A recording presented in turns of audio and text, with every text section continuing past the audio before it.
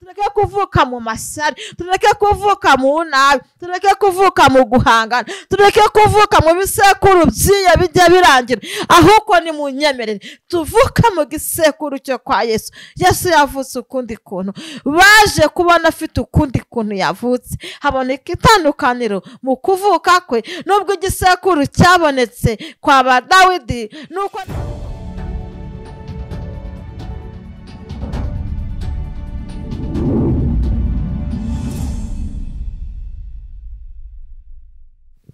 turabasuhuje mwebwe mwese mukomeje gukurikirana Mukakarangwa TV. Ikaze haba abo mu majyaruguru, amajyepfo, iburasirazuba, iburengera bwaryo ndetse n'umujyi wa Kigali ndetse n'abari hanze y'u Rwanda. Ikaze rero turabasuhuje kuri Mukakarangwa TV, tugarutse kubagezaho ijambo ry'Imana. Ijambo ry'Imana tugiye kugezwaho na Evangeliste Devota. Kandi mbibutsa ko mugomba gukora subscribe, share ndetse na comment kugira ngo ijambo ry'Imana rikomeze kwamamara.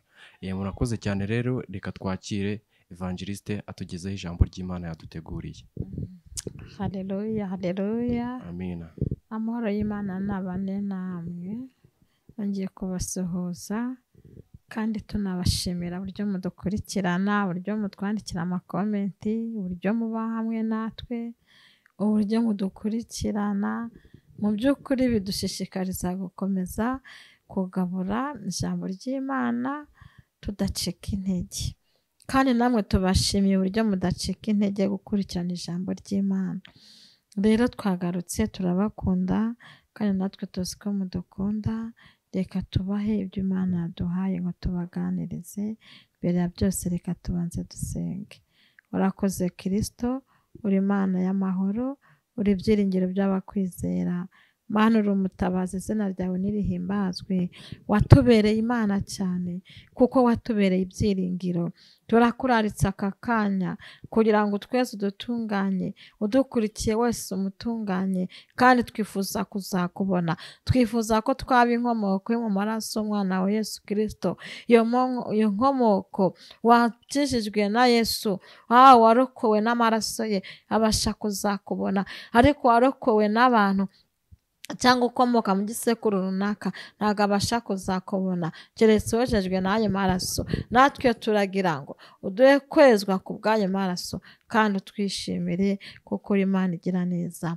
Dusabye umugisha abadukurikiye bose, n'iri jambo uzurisobanure kandi uzutubere Imana. Tugushimiye ibyo ukoze, tukuragije ibisigaye mu izina rya Yesu wabambwe rimwe gusa. Amen. Inkomoko ya Yesu itandukanye n'iy'abantu. Inkomoko ya Yesu itandukanye n'iy'abantu.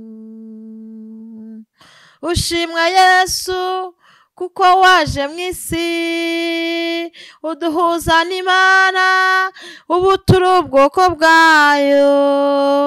Uwemeye ayo maraso akomoka kuri wowe. Uwemeye ayo maraso akomoka kuri wowe. Ntabwo akomoka mu muryango w'iwabo cyangwa igisekuru cyo kwa papa we, abarizwa kuri wowe, abarizwa kuri wowe, abarizwa kuri wowe. Dushimiye Imana Data, dushimiye na Yesu Kristo, dushimiye urukundo rwabo rwatumye tubona aho tubarizwa, rwatumye tubona aho tubarizwa, rwatumye tubonaho tubarizwa iwacu yo ni mw'ijuru, iwacu yo ni mw'ijuru. Amina. Haleluya. Dushimiye Imana ko yaduhaye umwana wayo kugira ngo tubashe kubona ahantu tubarizwa. Haleluya. Tugiye kuganira ijambo ry'Imana. Intego y'ijambo mfite, haleluya, ni ijambo ivuga inkomoko, cyangwa tubarizwa mu kihe gisekuru, cyangwa waturutse mu kihe gisekuru. Haleluya. Ikindi gice kikavuga ngo mu mubiri twaturutse mu gisekuru cy'iwacu, ariko inkomoko yacu, aho tuzataha, aho tuzabarizwa, ni iwacu yo mu ijuru. Inkomoko yawe ni iyihe? Wirata ikihe gisekuru? Hari abirata igisekuru cyo kwa Aburahamu, hari abirata igisekuru cyo kwa Yakobo, hari abirata igisekuru cyo kwa Bedadomu, hari abirata igisekuru cyo kwa Vestina, hari abirata igisekuru cyo kwa Martini, hari abirata igisekuru cyo kwa Eliya, hari abirata igisekuru cyo kwa Yosefu. Ariko bavandimwe, ndagira ngo mwe munkurikiye ubashe kumva aho tugomba kwirata. Haleluya. Igisekuru cyacu gikuru kiri kwa Yesu, kuko iwacu mu ijuru niho tuzaba. Mu isi turi abashyitsi, ariko mu ijuru niho iwacu, niho dukomoka. Haleluya. Imana ibonye ko bikomeje kuba bibi, yuko icyaha gikomeje kugwira, ituma umwana wayo Yesu Kristo kugira ngo azaduhuze nayo, twongere tubumwe. Gahunda ni mu ijuru. Imana ihabwe icyubahiro. Reka dusome ijambo ry'Imana dusanga mu Itangiriro ibice 9. Turasoma kuva ku murongo wa 18. Haranditse ngo bene Nowa basohotse mu nkuge ni Shemu na Hamu na Yafeti. Hamu ni se wa Kanani. Abo uko ari 300 nibo Nowa yabyaye, ari bo bakomotswe n'abakwiriye n'isi yose. Amen. Dusubiremo kuri be yaho, ari bo bakomotsweho n'abakwiriye mu isi yose. Amen. Dusomye rya jambo ry'inkomoko. Turi ku nkomoko ku ruhande rwo mu isi. Yakomotse kuri nde? Haleluya. Yakomotse kuri Nowa. Imana ihabwe icyubahiro. Ngo Imana imaze kurimbura isi, yabwiye Nowa ngo noneho we Nowa, mfatira inkuge ubaze, uwemera kuza uramwakira kandi arinjira, uwemera kuza yinjire umujyane, ariko utemera dore amazi agiye kuza kandi umwuzure, uzatsemba isi n'ibiriho. Haleluya. Hanyuma Imana ifata Nowa arabaza, hanyuma arangije kuzuza inkuge arahamagara uwemeye kwinjira yaraje. Hanyuma dusomye ijambo ryiza cyane ritubwira ngo hari abantu 300 barokotse wa mwuzure. Abo ngo niba bakomotseho abantu bakwiriye isi yose. Haleluya. Kugira ngo isi yose ibibonetse kuba turi ku isi, wowe udukurikiye uri mu Bwongereza, ari mu Burayi, Israel, ibihugu bitandukanye, Ububiligi, u Rwanda, Amerika n'ibindi, menya yuko wakomotse ku bantu 300. Abo bantu 300 barimo Nowa, ari bo barokotse muri wa mwuzure waranduye abantu bariho bakarangira. Abo bantu 300 rero bari muri no miryango cyangwa se bakomotse kuri Nowa. Ariko ntabwo turi bwirate ngo kuko twarokotse kuri Nowa tukaba ku isi yose ariwe twakomotseho, turi bwirate Nowa cyangwa turi busungize Nowa cyangwa turi bwirate abantu 300 dusomye barokotse kuri Nowa. Ahubwo turirata wahaye umurimo Nowa. Haleluya. Kugira ngo turokoke, wahaye umurimo Nowa, nta wundi ni Imana. Niyo yamubwiye ngo fata inkuge ubaze. Haleluya. mwumvise ko aho twirata ntabwo twirata ko dukomoka kuri Nowa, ahubwo twirata ku wahaye akazi Nowa, uwahaye umurimo Nowa. Dusanze uwahaye umurimo Nowa ari Uwiteka Imana. Haleluya. Duhereye rero aho tumaze gusoma, nagira ngo twumve inkomoko. Turi mu isi hari aho twakomotse, ariko mu bwami bwo mu ijuru tuzataha dufite undi waduhujije n'Imana. Hanyuma dufite inkomoko ebyiri. Dufite inkomoko yakomotse kwa Nowa, tukagira n'indi nkomoko yakomotse kuri Yesu. Wowe udukurikiye byumve neza. Niyo mpamvu turi mu isi rero tutagomba kubabasanya, tutagomba gukora ibyo twishakiye, tutagomba kumva yuko dushoboye. Ushoboye nareke kwirata ko ashoboye, udashoboye nawe nareke gucika intege. Uwumva yuko afite namenye ko hari udafite twuzuzanye, kuko dufite inkomoko ebyiri. Iyi nkomoko yo kwa Nowa iyo umwuka ushize nta kintu tujyana. Haleluya. Ariko inkomoko yo kwa Yesu iyo umwuka ushize tuzamukana na ya mirimo twakoreye mu isi. Haleluya. Nkwifurije kubaho inkomoko yo kwa Yesu, kuko iwacu ni mu ijuru. Yo kwa Nowa irangirira mu isi, umubiri ukabora, ariko inkomoko yo kwa Yesu. Haleluya. Gahunda ni gahunda. Tuzazuka, abariho bazahindurwa, tuzabayo. Hanyuma rero wishimire ko wagira inkomoko ya kabiri. Reka gusinzira hirya mu nkomoko yo kwa Nowa, ahubwo kanguka ushake n'inkomoko yo kwa Yesu. Imana itwishimire. Twongeye gusoma hano mu Itangiriro aho 50 kuri uyu murongo waho wa 15 haranditse ngo, bene se wa Yozefu babonye ko se yapfuye baravuga bati, ahari Yozefu azatwanga twiture rwose inabi twamugiriye. Amen. Nagendereye ku ijambo rivuga ngo bene se wa Yozefu yapfuye. Baravuga ngo ahari Yozefu azatwihakana. Intego yanjye ni bene se wa Yozefu. Twasomye abakomoka kuri Nowa, dusomye bene se wa Yozefu. Bene se wa Yozefu nabo kuko bari biringiye Yozefu, kuko bari bazi ko ari we bakomoka hamwe, ngo baravuze ngo ubwo data apfuye ahari Yozefu nawe azatwihakana, yibuke inabi twamugiriye iyo. Haleluya. Bivuze iki? Inkomoko yo mu isi, inkomoko yo mu miryango, inkomoko yo mu gisekuru ijya ibasha kwibuka ibyo mu isi, ikakwitura inabi cyangwa ikakwitura ineza. Ariko inkomoko yo kwa Yesu ntabwo igira abanura. Twahojwe n'amaraso y'igiciro. Nimureke tuve iyo ngiyo, tuve kwa bene se bo kwa Yozefu.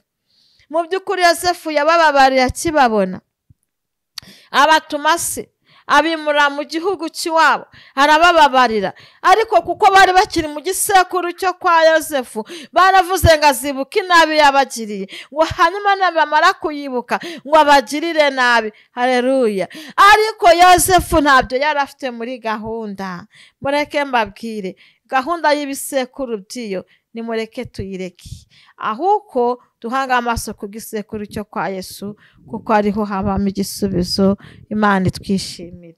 Uko byarangiye rero ntabwo yabihakanye, ahubwo yarabakiriye baragumana. Tugiye nanone gusoma muri Matayo igice cya mbere, ari naho dusoreza. Turasoma mu izina rya Yesu.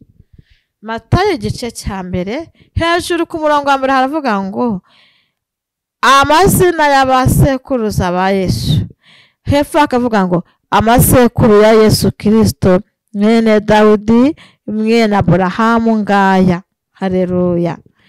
Hepfo akavuga ngo ku murongo wa 18 ngo, kuvuka kwa Yesu Kristo kwagenze gutya. Nyina Mariya yari yarasabwe na Yozefu, ariko yarataramurongora, babona afite inda y'umwuka wera. Amen. Nari ngendereye ku ijambo rivuga ngo amasekuru yo kwa Yesu mwene Dawudi Aburahamu ngaya.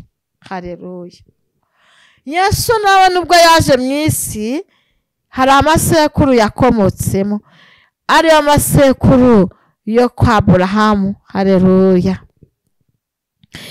Ngo nayo kwa Dawudi kandi Dawidi ni mwene Aburahamu, hakazamo Isaka, hakazamo Yakobo, hakazamo Yuda. Haleluya!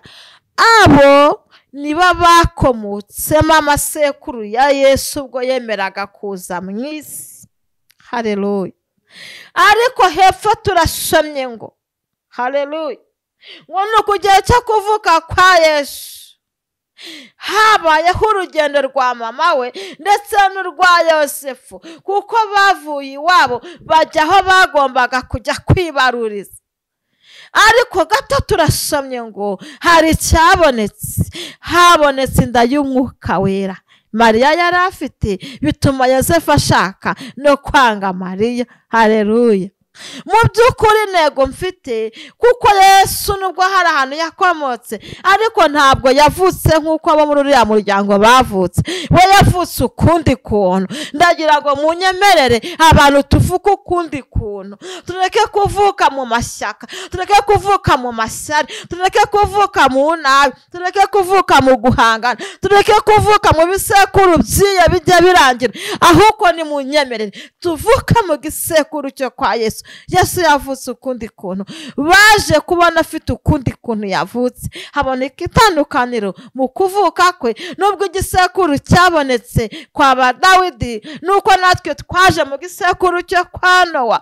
Nubwo ba Yosefu babonetse mu kindi gisekuru cyo kwabo kwa ba Yakobiyo, ariko reka ducake indi nkomoko yo kwa Yesu. Imana itwishimire. Nari nkujaniza mu rivuga ngo wikomoka mu isi gusa, shaka n'inkomoko yaho uzataha nabo bakumenye. Haleluya! Wikwishimira ko kwa Aburahamu bakumenya havuga w'ibitangaza. Wikwishimira ko mu muryango wo kwa Yakobo bari bukumenye. Wikwishimira ibitangaza uri gukora. Wikwishimira ubuhanuzi yandi uri guhanura. Wikwishimira ngo wabwirije cyane wahitinze, cyangwa ngo uri ku mihanda, cyangwa ngo hari ukuntu bimeze. Aho kwishimira ko inkomoko yawe, haleluya, hari ahantu ibarizwa, kandi iyo nkomoko wishimire ko aho ukomoka bakuzi.